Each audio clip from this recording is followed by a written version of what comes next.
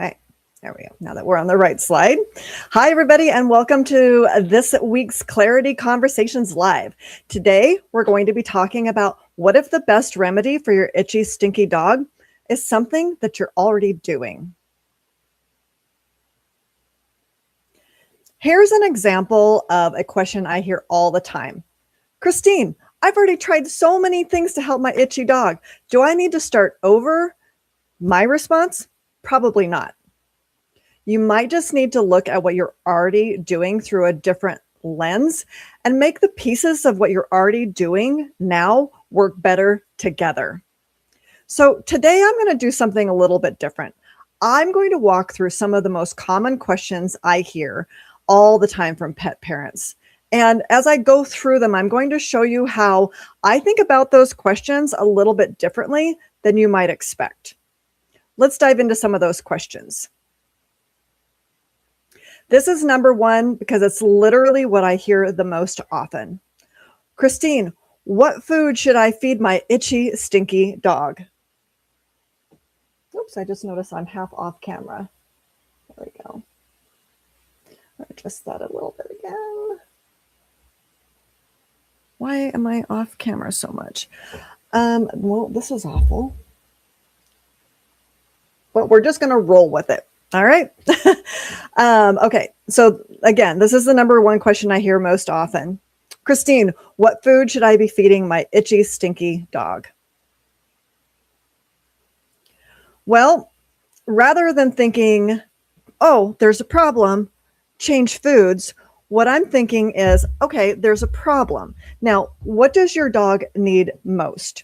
So what if the issue isn't food and I recommend a food and then he's just as itchy 30 days from now as he is right now, and you're more frustrated, if not more? So I start by asking, what does your dog need the most? So before we choose any food, I want to understand again what your dog needs the most. I want to look at his skin health from the inside out and the outside in. I want to understand what the current nutrition is so that I can identify if there are any gaps or if there are any potential triggers in his diet that might be contributing to the problem. Are there common protein allergies? Are there common carbohydrate allergies? What's the fat quality in the diet? Are there any additives that may be triggering that we need to be aware of? Are there any potentially inflammatory fats like canola oil or rapeseed oil in the diet that could be causing inflammation? Are antioxidants sufficient enough in the diet? And are vitamins and minerals that dogs need to build and maintain healthy skin, are those sufficient in their diet as well? Because I'm not so much focused on what food recommendation to make, but what building the right nutritional strategy for your dog before making a food recommendation. The second question to that first most common question is this. Christine, I've already changed food. Why is she still itching? Again, what if the issue isn't food and I just recommend a food and your dog, again, is just as itchy 30 days from now as he is today, and everybody's miserable and frustrated? So again, I'm not thinking, well, gosh, why didn't the food work? Because what if the issue wasn't food to begin with, and we didn't build a better plan based around what your dog actually needs? So let's start by asking, what does this dog need the most? First question I want to ask is, well, what made you decide to switch foods in the first place? What were the clues that you collected that really led you to that conclusion that food was the priority? Because don't get me wrong, I mean, a food change can absolutely be one of the top priorities for your dog, but food itself may not actually be it may be part of the plan, but it's not necessarily the whole plan. Here's a question that I got recently from a pet parent I worked with who had already gone through the full nutritional assessment and had committed really to a plan based around building healthier, more resilient skin in her dog.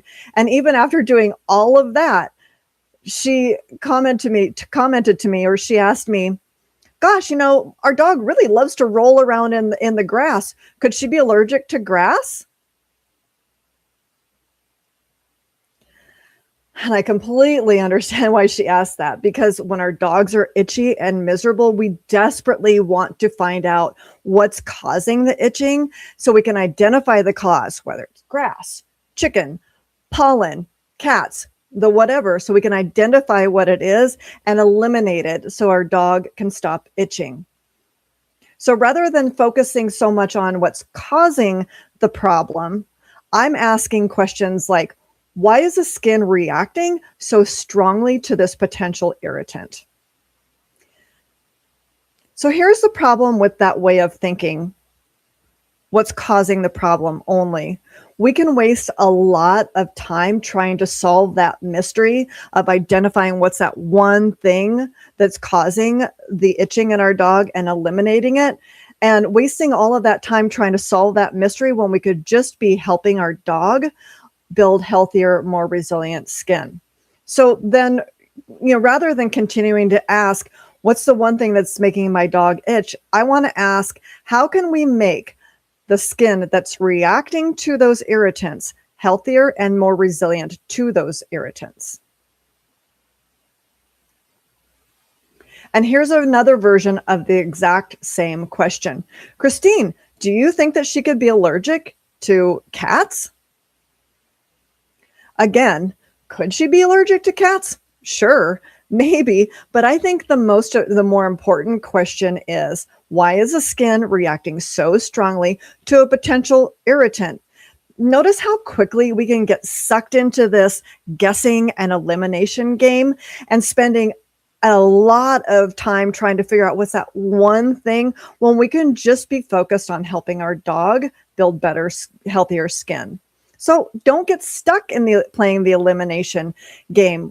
Don't spend a lot of time trying to figure out what that one thing that the dog's skin is reacting to, when the one thing that we know is reactive is the skin. So the question isn't only what is the dog exposed to, it's how resilient is the dog's skin in responding to those potential irritants. And we really want to focus on building healthier skin then that is resilient when those irritants arise. This one, wow, it would be so easy for me to just recommend something for the UTIs while we start digging into collecting the clues for the itchy skin.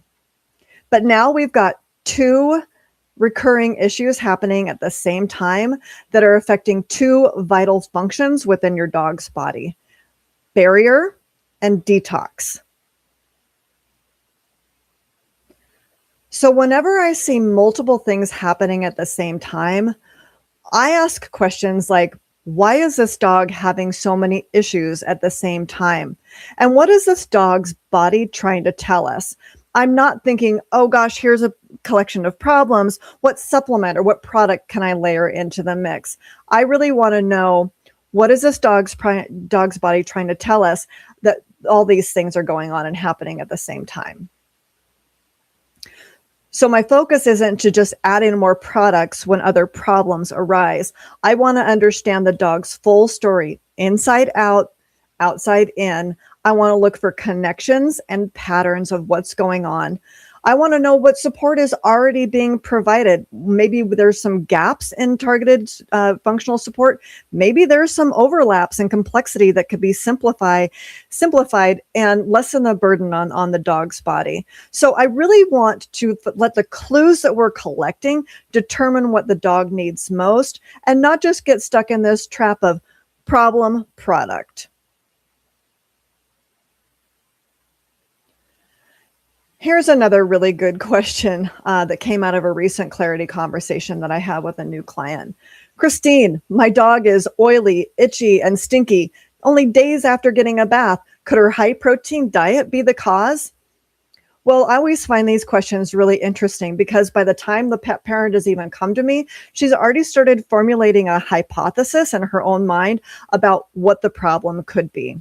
So again, here we're focusing on chasing and solving a mystery around what's the problem, rather than looking at this function of the barrier support in the dog. Why is the skin and coat so dysregulated that it's reacting so strongly, despite being bathed just days before. So instead of confirming or denying right away, I simply said, well, it's possible, but I would want to just not take a look at all of these symptoms in isolation. I wouldn't just necessarily leap from that to, oh, high protein diet is a culprit. I would really want to look at the rest of the dog's story and understand why her barrier is so dysregulated. I would want to know things like what she's eating. What does the rest of her diet look like? What's happening with the skin, the ears, the paws? What's happening with digestion? And what does that bathing routine really look like? What kind of shampoos are being used? Are they gentle or are they stripping so that the dog's skin is over responding and excreting more sebum? So I really want to make sure that we are being led by the clues that we're being given, connect those dots and build a better plan rather than focusing on what's the one problem and chasing an elimination strategy that might not be what her dog needs the most.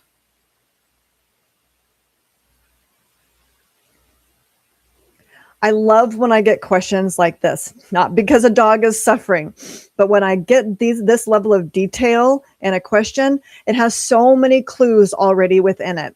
We've got seasonal allergies, we've got hot spots, ear flare-ups, we've got infrequent bathing, and we have medical intervention that was previously working that's no longer working.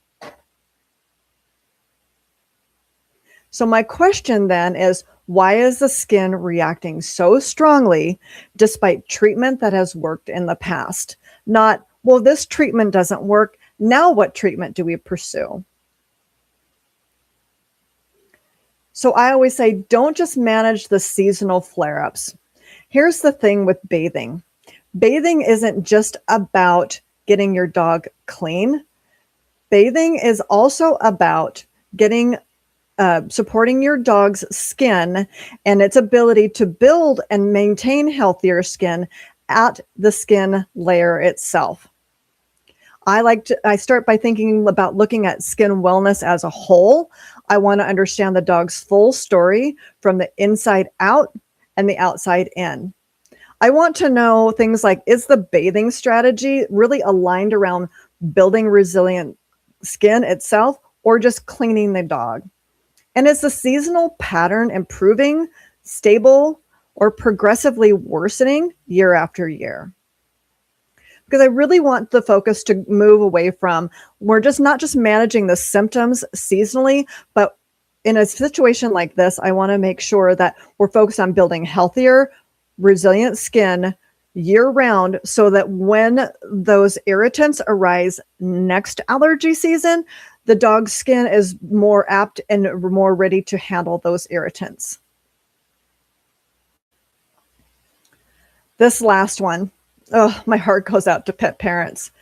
Whenever a plan gets implemented, I always provide parents with a customized spreadsheet that contains all of the symptoms that their dog has been suffering from. And it really it helps them to track their dog's progress and response to the plan.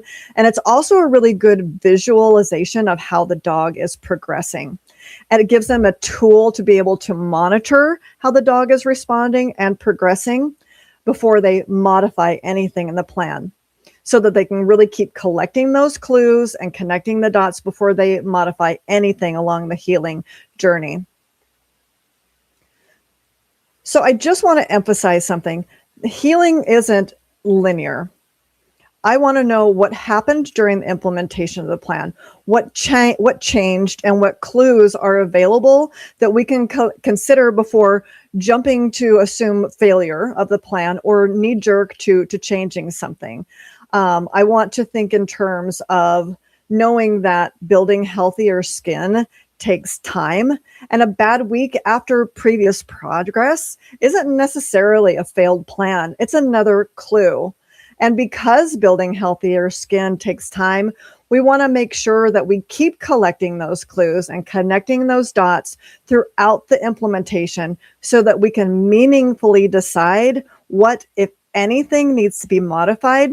And if so, what the dog needs most so that we can align what we change around that. So, coming full circle to where we started, no, I don't think you need to start over. I think you just need to better understand what your dog actually needs. And you do that by collecting the clues that his body is giving you, connecting the dots and getting a better understanding of his full story, prioritizing what matters most for your specific dog, building and implementing a better plan, and then monitoring his progress on implementation of that plan before you modify anything. And so by having this framework, you'll really be guessing less. You're going to have more clarity around what your dog needs the most. And then you'll be able to make better decisions for your dog's health and for his nutrition on a lifelong basis.